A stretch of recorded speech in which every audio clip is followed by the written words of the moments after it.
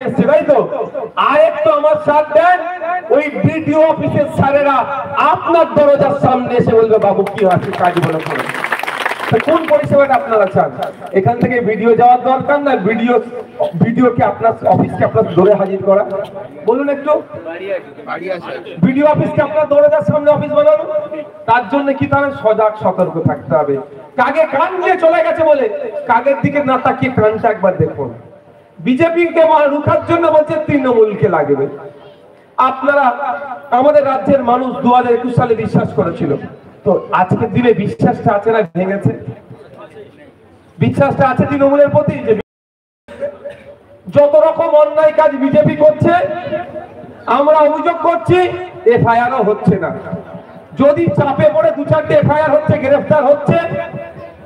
এই দুর্গাপুরে গরুওয়ালা গুলোকে মারলো যারা গরু বিক্রি নিয়ে আসছিল চাষবাসের জন্য, সব কাগজ থাকার পরে তারা জামিন পেয়ে গেল।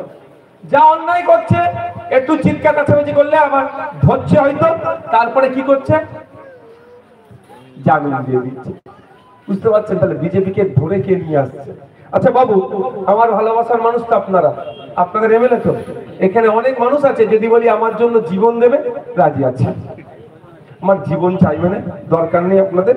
একটু চোখ কান খুলে রাখবেন, ভোটটা কারো কথাই প্রভাবিত হয়ে দেবেন না, এটুকুই আমার অনুরোধ। আচ্ছা যদি আমি বলি এখানে ধান চাষ করব, কালকে কি এখানে ধান চাষ করা যাবে? বলুন একটু বলুন, যারা চাষি মানুষ আছেন, করা যাবে? করতে গেলে কি করতে হবে? ধান চাষের অনুকূল পরিবেশ তৈরি করতে হবে, তাই না? এই মাটিতে ধান হবে না, যেই মাটি ফেলতে হবে, ধানের জন্য যে মাটি প্রয়োজন হয় সে আনতে হবে, নাবল দিতে হবে, ট্রাক্টর দিতে হবে, বীজ লাগাতে হবে, তারপরে বড় হবে, তারপরে ধান চাষ হবে। তার টাইম লাগবে তো। পশ্চিমবাংলায় বিজেপিকে এই চাষের জায়গা তৃণমূল করে দিয়েছে। মমতা ব্যানার্জির দায়িত্ব নিয়ে পশ্চিমবাংলায় যে রামরমা বিজেপির, এটা তিনি দায়িত্ব নিয়ে করেছে। আমারটা রেকর্ড হচ্ছে তো। একটা নটোরিয়াস ক্রিমিনাল আছে না? আছে তো। নটোরিয়াস ক্রিমিনাল বলে সব মেনে নেবো, আমার দিদির বিরুদ্ধে বললে মানবো না। আমি ওর দিদির কথাই বলছি, রাজ্যের মুখ্যমন্ত্রীর কথা।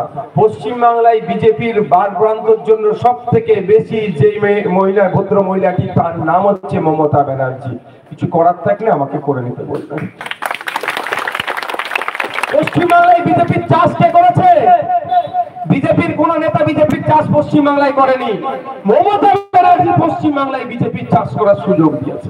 আচ্ছা আমরা যারা বাপের বয়সী আছেন একটু বলুন তো, 2011 সালের আগে কিছু জানতেন আপনারা?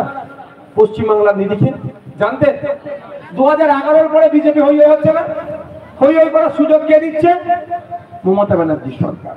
শুভেন্দু অধিকারী রাত দিন সাম্প্রদায়িক কথা বলছে, রাত দিন এমন কথা বলছে হিন্দু মুসলমানের মধ্যে লড়াই হয়ে যাবে, এমন কথা বলছে মানুষের মধ্যে বিভেদ হবে, ঐক্য বিনষ্ট হবে। তাহলে শুভেন্দু অধিকারীকে ধরে জেলের মধ্যে রাখা দরকার ছিল না? শুভেন্দু অধিকারী আক্রমণ করতে করতে কলকাতা পুলিশের সিপি স্যারের নামে গালাগালি দিয়ে দিল নোংরা ভাষায়। তো শুভেন্দু অধিকারীকে ধরে জেলের মধ্যে রাখা দরকার ছিল না? রেখেছে কি? কেন রাখেনি জেলে? যদি শুভেন্দু অধিকারীকে ধরে না জেলের মধ্যে রেখে দেয়, তাহলে সাম্প্রদায়িক কথাটা কে বলবে? হিন্দু মুসলমানের ভাগ কে করবে? মুসলমানদেরকে ভয় দেখাবে কে? বলুন। ওই জন্য ওকে জেলের বাইরে রেখেছে। অর্জুন সিং যেভাবে ইসলাম সম্পর্কে বাজে মন্তব্য করলো, আমরা অভিযোগ করেছি, এফআইআর পর্যন্ত করেনি। জানেন আমরা যে অভিযোগটা দায়ের করছি, এফআইআর পর্যন্ত করেনি। কার সুবিধা করছে? অর্জুন সিংকে ধরে জেলের পাঠানো দরকার ছিল। তো মমতা ব্যানার্জি দলের লোকেরা খাইয়েছে, শাসক দল খাইয়েছে, জেলে রেখেছে। কেন রাখেনি? অর্জুন সিংকে যদি জেলে রেখে দেয় হিন্দু মুসলমানের মধ্যে বিভেদ হয়ে যাবে, এই কথা তাহলে বলবেটা কি? আর হিন্দু মুসলমানের ভোটটা ভাগ করতে পারলে তৃণমূল বিজেপি বাংলায় শাসক আর বিরোধী দলে থাকতে পারবে না। খেলাটা কোথা থেকে খেলছে বুঝতে পারছেন? আর আপনার পাড়ায় এসে কি গল্প শোনাচ্ছে? বিজেপিকে আটকাতে হবে। বিজেপিকে তো 2021 সালে পশ্চিমবাংলার মানুষ আটকেছে, বিজেপিকে তো ক্ষমতায় আসতে দেয়নি। তাহলে এখন আপনারা ক্ষমতায় আছেন, এই ক্যানিং পূর্ব থেকে ক্যানিং পশ্চিম, পুরুলিয়া থেকে শুরু করে আপনার দুর্গাপুর, যেভাবে সংখ্যালঘু মুসলমানদের উপর অত্যাচার হচ্ছে, দলিত আদিবাসীদের নামে ফেক এসটি/এসসি সার্টিফিকেট নিয়ে নিচ্ছে, এর বিরুদ্ধে কি ব্যবস্থা গ্রহণ করেছে? বিজেপি বারবার সাম্প্রদায়িক কথা বলছে, বিজেপির বিরুদ্ধে কি ব্যবস্থা গ্রহণ করেছে? এরপরে যদি